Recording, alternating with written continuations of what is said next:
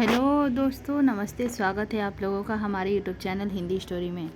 आज हम लोग प्रकरण 26 कवर करेंगे। इसके पहले सारे एपिसोड मेरे चैनल पर अपलोड है, यदि आप लोग देखना चाहें तो देख सकते हैं। तो चलिए स्टार्ट करते हैं। परीक्षा गुरु उपन्यास का प्रकरण 26 दिवाला की जो समझना कीजिए, बिना विचारे व्यवहार आए रहत जानत नहीं, सिर को पयन भार।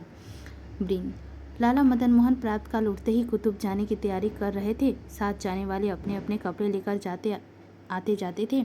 इतने में निहाल चंद्र मोदी कई तकाजगिरों को साथ लेकर आ पहुंचा। इसमें हरकिशोर ने मदन मोहन के दिवाले का हाल सुना था। उसी समय से इसको तलामली लग रही थी। कई बार यह मदन मोहन के मकान पर आया। किसी ने इसको मदन मोहन के पास तक न जाने दिया और न इसके आने इल्ता की। संध्या समय मदन मोहन के सवार होने के भरोसे वह दरवाजे पर बैठा रहा, परंतु मदन मोहन सवार न हुए। इसका संदेह भी और दृढ़ हो गया। शहर में तरह तरह की हजारों बातें सुनाई देती थी। इससे वह आज सवेरे ही कई लेनदारों को साथ लेकर एकदम मदन मोहन के मकान में घुस आया और पहुँचते ही कहने लगा, साहब अपना हिसाब करके जितने रुपए बाकी हैं निकले हमको इसी समय दे दीजिए। हमें आपसे लेन देन रखना मंजूर नहीं। कल से हम कई बार यहाँ आए, परंतु पहरे वालों ने आप तक पहुँचने नहीं दिया। हमारे रुपए खर्च करके आपको तगाजे के बचने के लिए यह तो अच्छी युक्ति निकाली, एक दूसरे लेनदार ने कहा, परंतु इस तरह रकम नहीं बच सकती। नालिश करके दम भर में रुपया धरा लिया जाएगा। 12 पहरे चौकी का बंदोबस्त करके भीतर आप असबाब बांध रहे हैं। तीसरे मनुष्य ने कहा, जो 2-4 घड़ी हम लोग और न आते तो दरवाजे पर पहरा ही पहरा रह जाता, लाला साहब का पता भी न चलता। इसमें क्या संदेह है? कल रात ही को लाला साहब अपने बाल बच्चों को तो मेरठ भेज चुके थे। चौथे में कहा, इन साल बस्ती में इसके सहारे लोगों को जमा मारने का इन दिनों बहुत हौसला हो गया है। क्या इस जमाने में रुपए पैदा करने का लोगों को यही दृढ़ समझ रखा है? एक और मनुष्य कहने लगा, पहले अपनी साहूकारी मतवारी और रसाई दिखाकर लोगों को चित्त में विश्वास बैठाना, अंत में उसकी रकम मारकर एक किनारे हो बैठना। मेरी तो जन्म भर की कमाई यही है। मैंने समझा था थोड़ी सी उम्र बाकी रही है सो इससे आराम से कट जाएगी, परंतु अब क्या करूं? एक बूढ़ा आंखों में आंसू भरकर कहने लगा, ना मेरी उम्र मेहनत करने की है, ना मुझको किसी का सहारा दिखाई देता है। जो तुमसे मेरी रकम ना पटेगी तो मेरा क्या पता लगेगा।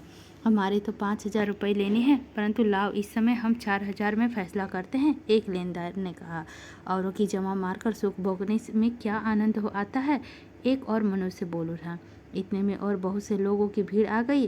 वह चारों तरफ मदन मोहन को घेर कर अपनी कहने लगे। मदन मोहन की ऐसी दशा कभी काहे को हुई थी? उसके होश उड़ गए। चुन्नीलाल, शंभूदयाल वगैरह लोगों को धैर्य देने की कोशिश करते थे, परंतु इसका कोई बोलने ही नहीं देता था।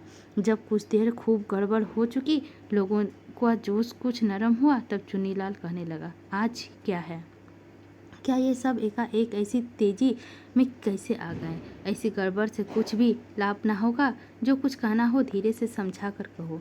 हमको और कुछ नहीं कहना, हम तो अपनी रकम चाहते हैं। निहाल चंद ने जवाब दिया, हमारी रकम हमारे पल्ले डालो, फिर हम कुछ गड़बड़ ना करेंगे। दूसरे ने कहा, तुम पहले अपने लेने की चिट्ठा बनाओ, अपनी दस्तावेज दिखाओ, हिसाब करो, उस समय तुम्हारा रुपया तत्काल चुका दिया जाएगा।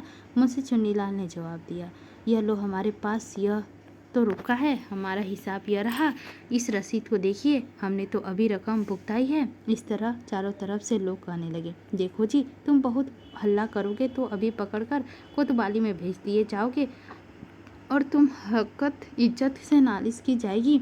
नहीं तो जो कुछ कहना हो धीरज से कहो। मास्टर शंभूदयाल ने अवसर पाकर दबाने की तवजीब की।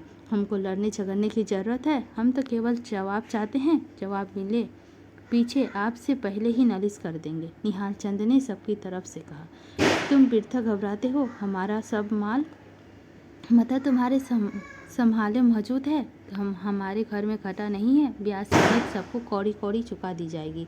लाला मदन मोहन ने कहा, कौड़ी की बातों से जी नहीं भरता। निहाल चंद कहने लगा, आप अपना वही खाता दिलवाएं क्या लेना है क्या देना है, कितना माल मौजूद है जो अच्छी तरह से हमारा मन भर जाएगा तो हम नालिश नहीं करेंगे। कागज़ तो इस समय तैयार नहीं है, लाला मदन मोहन ने लजा कर कहा। तो खातरी कैसी हो, ऐसी अंधेरी कोठरी में कौन रहे, बिंद जो पहले करिए जतन से पीछे फल होए। आग लगे खोदे कुआं कैसा पोए खोए। इस काट कबाड़ से तो इस समय रुपए में 2 आने भी नहीं उठते, एक लेनदार ने कहा। ऐसे ही अनसमझ आदमी जल्दी करके सब दूसरों के काम बिगाड़ दिया करता है, मिस्टर शंभू दयाल कहने लगा।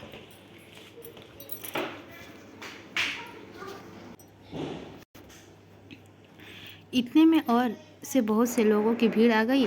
वह चारों तरफ मदन मोहन को घेर कर अपनी अपनी कहने लगे। मदन मोहन ऐसी दशा काहे को हुई थी, उसके होश उड़ गए। चुन्नीलाल, शंभूदयाल वगैरह सभी लोग धैर्य देने की कोशिश करते थे, परंतु उनका कोई बोलने ही नहीं देता था।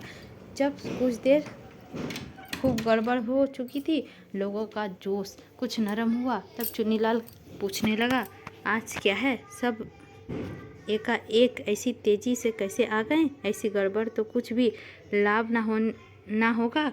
जो कुछ कहना हो धीरे से समझा कर कहो, हमको और कुछ नहीं कहना, हम तो अपनी रकम चाहते हैं। निहाल चंद ने जवाब दिया। हमारी रकम हमारे पल्ले डालो, फिर हम कुछ गड़बड़ ना करेंगे। दूसरे ने कहा, तुम पहले अपने लेने की चिट्ठी बनाओ, अपने दस्तावेज दिखाओ, हिसाब करो, उस समय तुम्हारे रुपये तत्काल चुका दिया जाएगा।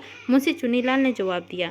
यह लो, हमारे पास यह रुका है, हमारे हिसाब यह रहा, इस रसीद को देखिए, हमने तो अभी रकम भुगताई है। इस तरह हम चारों तरफ से लोग कहने लगे, देखो जी, तुम बहुत हल्ला करोगे तो अभी पकड़ के कोतवाल को भेज दिए जाएंगे और तुम पर हतक इज्जत की नालिश की जाएगी। नहीं तो जो कुछ कहना हो धीरज से कहो। मिस्टर शंभू दयाल ने अवसर पाकर दबाने की ताजीब की। हमको लड़ने झगड़ने की ज़रूरत है, हम तो केवल जवाब चाहते हैं। जवाब मिले पीछे आपसे पहले हम नालिश कर देंगे। निहाल चंद ने सबकी तरफ से कहा, तुम वृद्ध घबराते हो, हमारा सब माल माता तुम्हारे संभाले मौजूद है, तुम्हारे घर में घटा नहीं है, ब्याज समेत तुमको कोड़ी कोड़ी चुका दी जाएगी। लाला मदन मोहन ने कहा। कोरी बातों से जी नहीं भरता। निहाल चंद कहने लगा, आप अपना वही खाता दिखा दे, क्या लेना है क्या देना है, कितना माल मौजूद है जो अच्छी तरह हमारा मन भर जाएगा तो हम नालिश नहीं करेंगे। कागज़ तो इस तरह तैयार नहीं है, लाला मदन मोहन ने लजाकर कहा। जो खातिर कैसे हो, एक अंधेरी कोठरी में कौन रहे, बिंद जो पहल कीजिए जतन तो पीछे फल होए। आग लगे खोदे कुआं कैसे पावे तो। इस काट कबाड़ से तो समय पर रुपए में तो आने तक भी नहीं उठते, एक लेनदार ने कहा। ऐसे ही अनसमझ आदमी जल्दी करके बेसबर दूसरों के काम बिगाड़ दिया करते हैं, मिस्टर शंभू दयाल कहने लगे। इतने में हरकिशोर अदालत के एक चपरासी को लेकर मदन मोहन के घर पर आ पहुंचा और चपरासी में सदन पर मदन मोहन में कायदे मुजीब इत्तला दिखा दी। इसको गए थोड़ी देर ना बीतने पाया कि अहद सज्जन के वकील की नोटिस आ पहुंची। इसमें लिखा था कि अहद सज्जान की तरफ से मुझको अपने जताने के लिए फरमाइश हुई है। आप उसके पहले खरीद के घोड़े को कीमत का रुपया तत्काल चुका दे और कल का खरीद के तीनों घोड़े रुपये 24 घंटे के भीतर बेचकर अपने घोड़े मंगवा ले। जो इस मरद में भीतर कुल रुपया ना चुका दिया जाएगा तो घोड़े नीलाम कर दिए जाएंगे और उनकी कीमत में जो कुछ कमी रहेगी पहले बाकी समेत नालिश करने की आपसे वसूल की जाएगी। थोड़ी देर पीछे मिस्टर वाइट ने सम्मन की कच्ची कुर्की के साथ एक आ पहुंची। उसमें लोग की घबराहट की हद ना रही। घर के मामला हल होने की आशा जाती रही। सबको अपनी अपनी रकम गलत मालूम होने लगी और सब नालिश करने के लिए कचहरी दौड़ गए। यह क्या है, किस दुष्ट और दुष्टता से हम पर यह गजब का गोला एक साथ आ पड़ा। लाला मदन मोहन आंखों में आंसू भरकर बड़ी कठिनाई से इतनी बातें कह सके।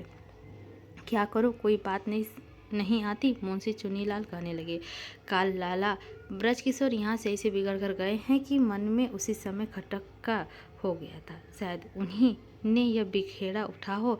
बाजे आदमियों को अपनी बात का ऐसा पक्ष होता है, वह औरों की तो क्या अपनी बर्बादी का कुछ ऐसा विचार नहीं करते। परमेश्वर ऐसे हटीलों के बजाय हर किशोर का ऐसा हौसला नहीं मालूम होता और यह कुछ बखेड़ा करता तो उसका असर कल मालूम होना चाहिए था।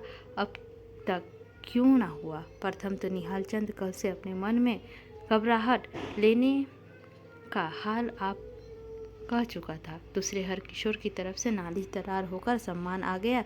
तीसरे चुनीलाल ब्रजकिशोर का स्वभाव से अच्छी तरह जानता था, इसीलिए उसके मन में ब्रजकिशोर की तरफ से जरा भी संदेह न था। परंतु वह हरकिशोर की अपेक्षा ब्रजकिशोर से अधिक डरता था, इसीलिए उसने ब्रजकिशोर से ही अपराधी ठहराने का विचार किया। अफसोस, जो दुराचारी अपने किसी तरह का स्वार्थ से निर्दोष और धर्मात्मा मनुष्य को झूठा दोष लगाते हैं अथवा अपना कसूर उन पर बरसाते हैं, उनके बराबर पापी संसार में और कौन होगा।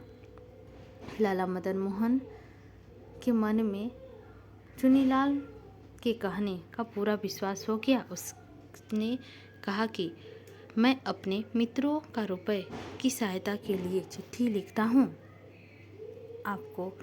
मुझको विश्वास है कि उनकी तरफ से पूरी सहायता मिलेगी, परंतु सबसे पहले ब्रजकिशोर का नाम चिट्ठी लिखूंगा कि वह मुझको अपना काला मुंह जन्म भर ना दिखलाए। यह कहकर लाला मदन मोहन चिट्ठियाँ लिखने लगे। इसी के साथ हमारा प्रकरण 27 समाप्त होता है। अगले एपिसोड में हम लोग प्रकरण 28 कवर करेंगे। इसी के साथ लेते हैं आप लोगों से विदा। मिलते हैं अगले प्रकरण 28